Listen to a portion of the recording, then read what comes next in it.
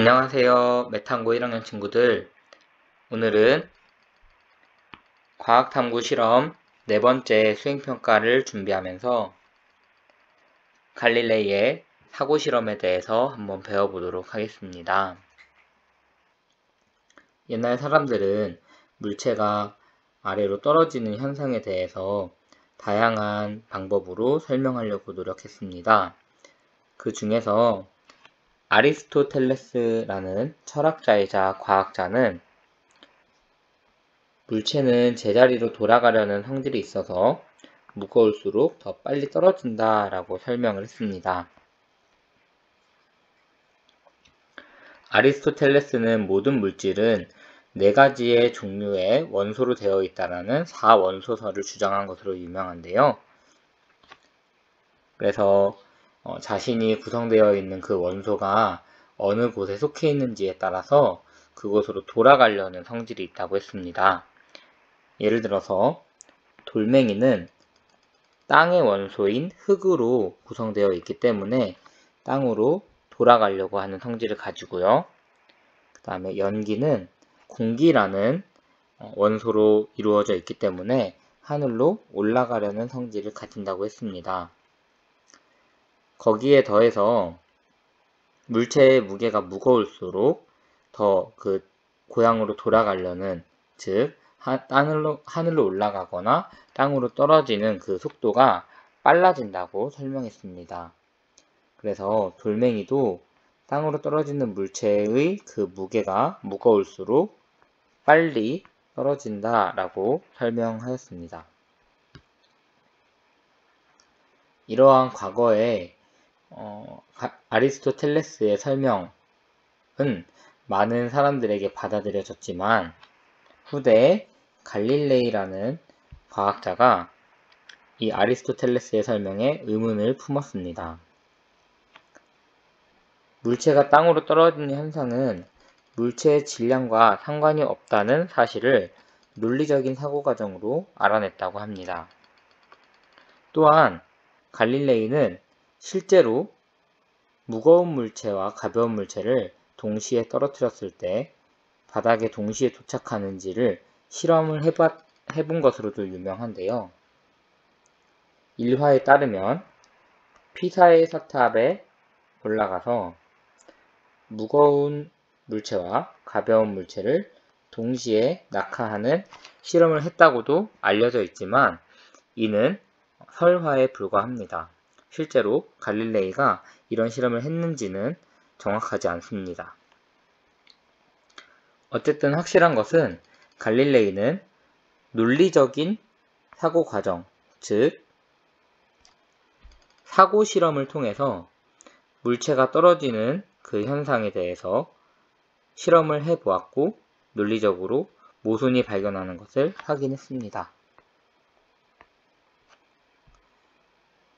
또한 물체가 떨어지는 규칙에 관심을 두고 속도와 가속도라는 개념을 이용하여 낙하운동을 분석하였습니다.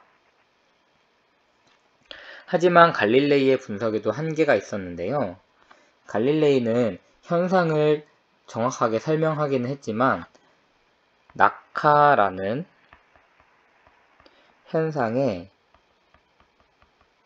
원인을 밝히진 못했습니다. 이 낙하 현상의 원인에 대해서 밝힌 사람은 바로 우리가 잘 알고 있는 뉴턴이라는 과학자입니다. 뉴턴은 물체가 떨어지는 원인을 지구와 물체 사이에 적용하는 중력으로 설명을 하였습니다.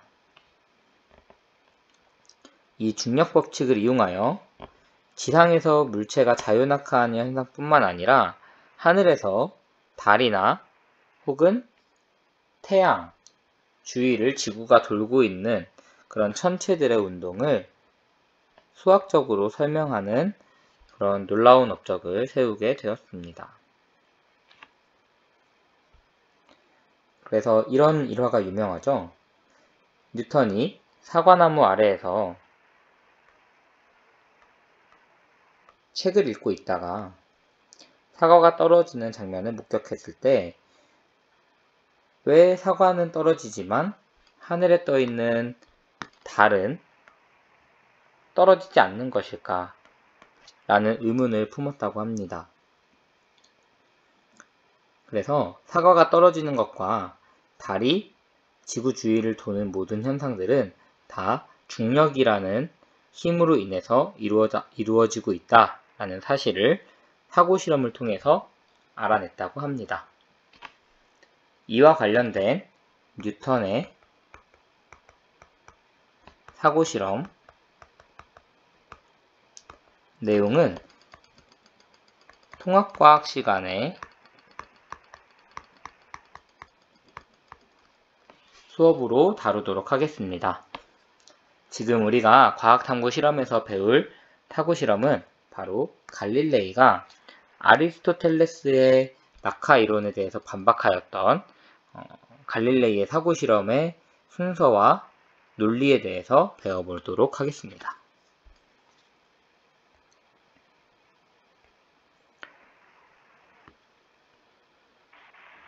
갈릴레이의 사고 실험에 관한 내용입니다. 먼저 세 가지의 상황을 고려하도록 하겠습니다. 가, 나, 다 이렇게 세 가지의 상황을 그림으로 표현했습니다. 먼저 갈릴레이가 반박하려고 했던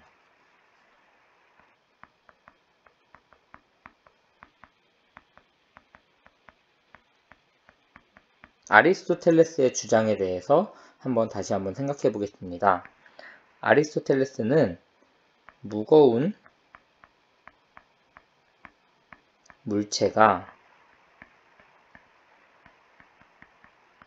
가벼운 물체보다 빨리 떨어진다.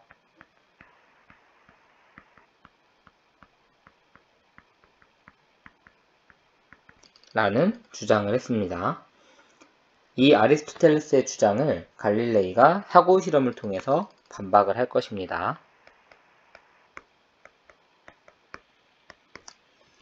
자, 그러면 갈릴레이가 어떤 과정을 거쳐서 아리스토텔레스의 주장을 반박했는지 알아보도록 하겠습니다.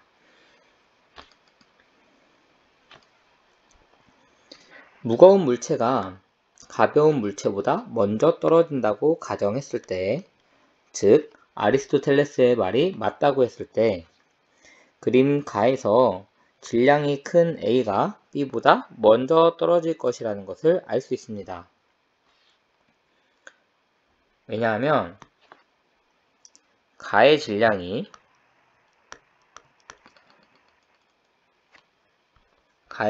아니라 A의 질량입니다. A의 질량이 B의 질량보다 크기 때문에 A의 낙하하는 속도가 B의 낙하하는 속도보다 크다라고 할 수 있기 때문입니다. 아리스토텔레스의 말이 맞다면요. 그런데 문제가 생깁니다. 만약에 무거운 물체 A와 가벼운 물체 B를 하나의 물체로 묶어서 떨어뜨리게 된다면 어떻게 될까요? 만약 아리스토텔레스의 말이 맞다면 A는 빨리 떨어지려고 하고 B는 천천히 떨어지려고 하는 속성을 가지고 있기 때문에 A의 속도와 B의 속도의 중간 정도의 속도로 떨어지게 될 것입니다. 즉, A보다는 느리고 B보다는 빠르게 떨어진다고 생각할 수 있을 것입니다. A는 빨리 떨어지려고 하고 B는 천천히 떨어지려고 하니까 이 A의 떨어지는 속도와 B의 떨어지는 속도의 중간 정도의 속도로 떨어진다 라고 할 수 있겠네요. 그러면 이번에는 이렇게 생각해 봅시다. A의 질량과 B의 질량을 더한 값과 똑같은 질량을 가지는 C라는 물체를 생각해 봅시다. 이 C의 낙하 속도는 어떻게 될까요? 그림 다와 같이 A와 B를 합친 질량과 같은 질량의 C를 떨어뜨리면 이번에는 C의 질량은 A의 질량보다도 크기 때문에 A보다도 더 빠른 속도로 떨어지게 될 것입니다. 왜냐하면 아리스토텔레스에 의하면 무거운 물체일수록 빨리 떨어진다고 했으니까요. 그래서 A보다 빠르게 떨어질 것이다 라고 예상할 수 있겠네요. 자, 그럼 여기에서 갈릴레이는 하나의 모순점을 찾아냅니다. 그림 나의 결과와 그림 다의 결과가 서로 모순된다. 즉, 논리적인 오류가 있다고 생각하였습니다. 왜냐하면 나에서 A와 B를 묶은 물체와 다에서 C의 물체의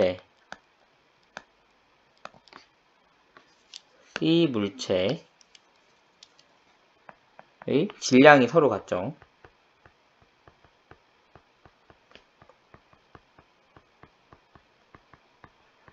그런데 아리스토텔레스의 설명에 따르면 똑같은 질량이어도 나에서는 두 물체를 묶었을 때는 A보다 느리게 떨어져야 되고 이게 아예 한 물체가 됐을 때는 A보다 빨라져야 되니까 질량이 같은데도 불구하고 속력이 달라지는 오류가 발생합니다.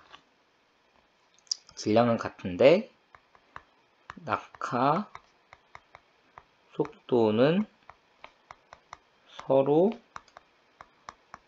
다르다는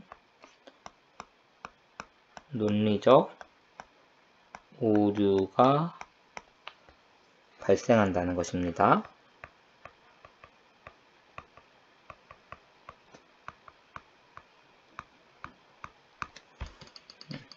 따라서 갈릴레이의 결론은 뭐였냐면요. 물체의 낙하 속도는 질량과 무관하다 라는 새로운 결론을 내리게 됩니다. 그래서 가에서도 나에서도 다에서도 모든 물체들은 다 똑같은 속도로 떨어지게 된다. 물론 속도가 처음에 비해서 나중으로 갈수록 점점점 증가하겠지만 그 낙하 속도가 증가하는 비율이 가나 나나 다에서 다 똑같기 때문에 동시에 바닥에 도달한다 라는 결론을 내리게 되었다 라는 것입니다. 이렇게 해서 갈릴레이의 사고실험의 논리적인 순서들을 알아보았습니다. 이 논리 순서를 잘 기억했다가 수행평가를 볼 때 잘 적어주시면 좋겠습니다. 오늘 수업은 여기까지 하도록 하겠습니다. 고생하셨습니다.